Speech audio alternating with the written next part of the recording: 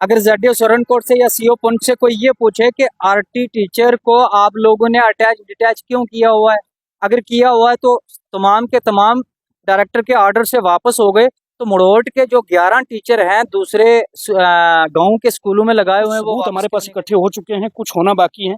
जैसे आपने RT teacher का जो बताया है नीड बेस पे एक जगह से दूसरी जगह, वो किस तरह लगे हैं, मैं कुछ दिनों में जो भी सरकारी स्कूल हैं उसमें कोई भी टीचर जो है वो पढ़ाता ही नहीं।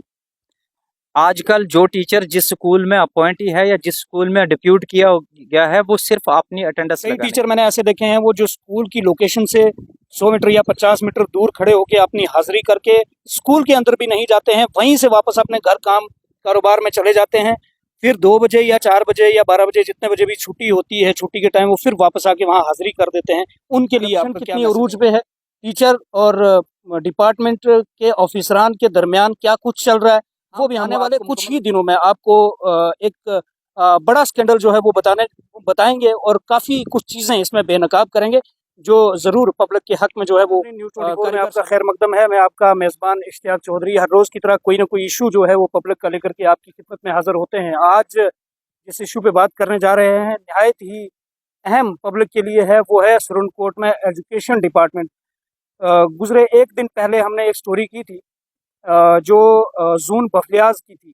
आज मैं सुरनकोट जोन के आपको कुछ हालात दिखाऊंगा, लेकिन वो भी मुकम्मल आज नहीं करेंगे क्योंकि मुकम्मल तरीके से अथेंटिकेट सबूतों के साथ हम एक स्टोरी ज़रूर करेंगे कुछ ही दिनों में, जिसमें आपको काफ़ी कुछ दिखाएंगे और काफ़ी कुछ बेनकाब भी करेंगे कि एजुकेशन सिस्टम में चल क्या रहा है, एजुकेशन डिपार्टमेंट किस तरीके से और कितना मुतहर्रक होकर जो है वो ज़मीनी सतह पर काम कर रहा है, सुरनकोट में एजुकेशन डिपार्टमेंट का कितना योगदान है, गरीब लोगों को एजुकेशन डिपार्टमेंट से कितना बड़ा फ़ायदा हो सकता है। आज कुछ बातों पे हम चर्चा करेंगे। मेरे साथ मौजूद हैं आज की ख़ास बातचीत में जावेद चौधरी साहब, एक्स सरपंच भी हैं।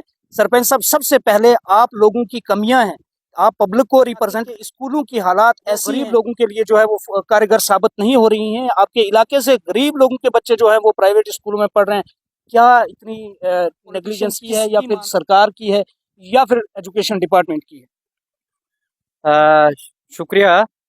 एक्चुअल में ये तमाम की तमाम तर जितनी भी नेग्लिजेंसीज है वो एजुकेशन डिपार्टमेंट की है और बिलखसूस रजौरी पुंछ के जितने भी लोकल ऑफिसर हैं इनकी है, क्योंकि ये किसी न किसी सियासी जमात के साथ तालमेल में होते हैं, जिसकी वजह से हमारे स्कूलों से पहले टीचर हटा लिए जाते हैं। जब हम एक बड़ी कराई के बाद या अप्रोच के बाद उन्हें वापस करवाते हैं तो फिर ऊपर से एक ऑर्डर आ जाता है अटैच डिटैचमेंट ख़त्म करने के लिए। तो उस ऑर्डर की जद में आए रोज़ जितने भी प्राइमरी और मिडिल स्कूल हैं देही इलाकों के, वो सारे के सारे बंद होते हैं। इसमें मैं एक आपको बड़ी ज़रूरी बात बता दूं, जो आपने अगर शुरू किया है, मैंने चंद रोज़ कबल सीओ एजुकेशन को एक लेटर लिखा था जिसमें मैंने चंद स्कूल डाले थे, जिसमें जोन सोरनकोट के 7 स्कूल थे और जोन बफलियाज के भी 7 स्कूल थे।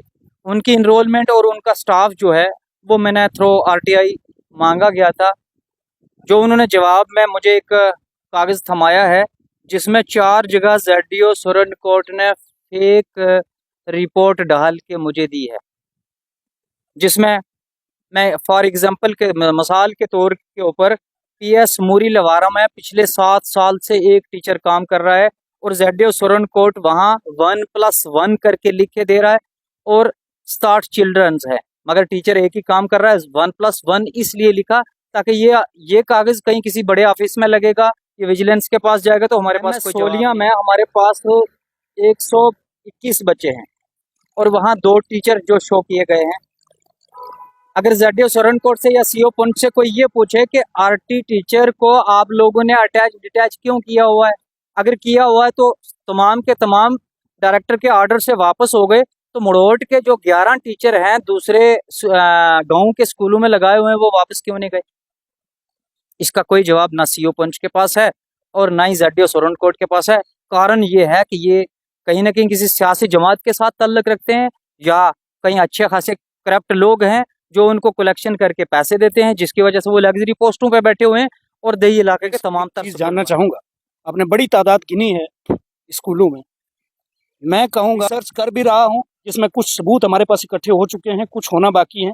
जैसे आपने आरटी टीचर का जो बताया है नीड बेस पे एक जगह से दूसरी जगह, वो किस तरह लगे हैं मैं कुछ दिनों में वो भी आपको बता दूंगा। लेकिन आपसे जानना चाहूँगा कि तादाद बड़ी अच्छी खासी गिनी है आपने स्कूलों में, स्कूलों के बच्चे मुझे जहाँ भी मिले हैं उनको अभी अपना सीधा नाम और अपने फादर का नाम लिखना नहीं आता। और उनको ये भी मैंने पूछा है, कई बच्चों को, मैं सभी स्कूलों को इसमें नहीं इन्वॉल्व करूंगा, कई स्कूलों के बच्चे ऐसे हैं जिनको फादर इसका मतलब क्या है और इसका स्पेलिंग नहीं आ रहा है। इसका खास कारण क्या है? क्या वो उसातिज़ा इंटेलिजेंट नहीं है, या वो पढ़े लिखे ऐसा नहीं नहीं है, है। या फिर वो मेहनत? जो भी सरकारी स्कूल हैं उसमें कोई भी टीचर जो है वो पढ़ाता ही नहीं। आजकल जो टीचर जिस स्कूल में अपॉइंटी है या जिस स्कूल में डिप्यूट किया गया है वो सिर्फ अपनी अटेंडेंस लगाने के लिए जाते हैं। पढ़ाने का सवाल ही खड़ा नहीं होता। वो अटेंडेंस लगाने के बाद बहुत जगह मैंने देखे हैं बरामदों में अलग बैठ के फ़ोन पे खेल रहे होते हैं। किसी जगह स्कूल के पीछे चेयर लगा के बैठे होते हैं और बच्चे आगे पीछे घूम रहे होते हैं। पढ़ाने का तो सवाल ही नहीं खड़ा होता। अब ये है कि गरीब का बच्चा जाए तो जाए कहाँ? उसके पास स्कूल भी नहीं है, वो प्राइवेट स्कूल अफोर्ड ही नहीं कर सकता तो वो जाएगा कहाँ? जावेद साहब, एक और बड़ा अहम सवाल है। कई जगह मैंने भी देखा है, आपने भी देखा होगा, नाजरीन आपने भी देखा होगा। अगर किसी ने देखा है तो वो ज़रूर कमेंट बॉक्स में अपनी राय ज़रूर रखेगा। कई टीचर मैंने ऐसे देखे हैं, वो जो स्कूल की लोकेशन से 100 मीटर या 50 मीटर दूर खड़े होकर अपनी हाजिरी करके स्कूल के अंदर भी नहीं जाते हैं, वहीं से वापस अपने घर काम कारोबार में चले जाते हैं। फिर 2 बजे या 4 बजे या 12 बजे जितने बजे भी छुट्टी होती है, छुट्टी के टाइम वो फिर वापस आके वहाँ हाजिरी कर देते हैं। तो उनके ऐसे लिए बहुत आपका क्या? बहुत सारे टीचर हैं। कहीं मैं नाम नहीं लूँगा, एक टीचर मैंने 4 बार इस पॉइंट पे पकड़ा और मेरी सीओ पॉइंट से बात हुई, ज़ेडडीओ सरनकोट से मेरी बात हुई। फिर उस टीचर को हमने वहाँ से ट्रांसफ़र करवाया। ऐसे बहुत बहुत बड़े हालात हैं, ऐसे ऐसे बहुत बड़े स्कूल हैं जिसमें यही चल रहा है। देखो मैं एक और गुजारिश करूँ कि गुज़िश्ता 16 साल से रेशनलाइजेशन के नाम से एक टीचर ज़ेडडीओ दफ्तर में बैठ के तमाम जोन को चला रहा है और तमाम जोन को तबाह बर्बाद कर रहा है।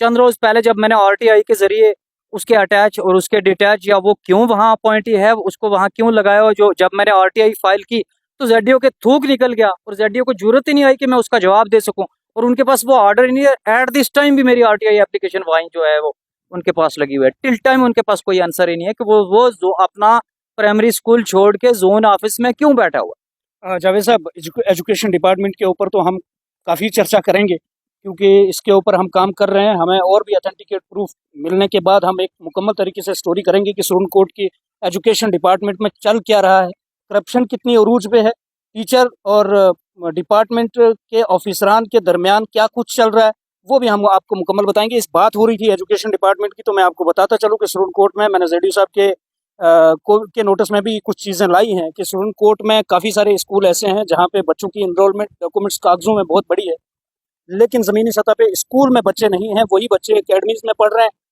फीस देकर, लेकिन उनको एडमिशन स्कूल में इसलिए किया गया है ताकि वो टीचरों की तनख्वाहें जो है वागुजार होती रहें। मेरा उन टीचरों से कोई ज़िद नहीं है, ना ही उनसे कोई इख्तलाफ है, ना ही मुखालिफत है। मेरी सिर्फ इसी चीज़ से इख्तलाफ है कि उन टीचरों को उस जगहों में भेजना चाहिए जहाँ पे काफ़ी सारी तादाद बच्चों की जो है वो सफ़र हो रही है, लेकिन वहाँ पे 1 या 2 टीचर हैं। लेकिन जहाँ पे 4 बच्चे और 2 टीचर बैठे हुए हों दिन में, तो इससे बढ़ के नाअहली डिपार्टमेंट एजुकेशन की जो है वो बढ़ के नहीं हो सकती है। सुप्रीम कोर्ट की एजुकेशन डिपार्टमेंट क्या कर रहा है, इस पे हमारा काम चल रहा है।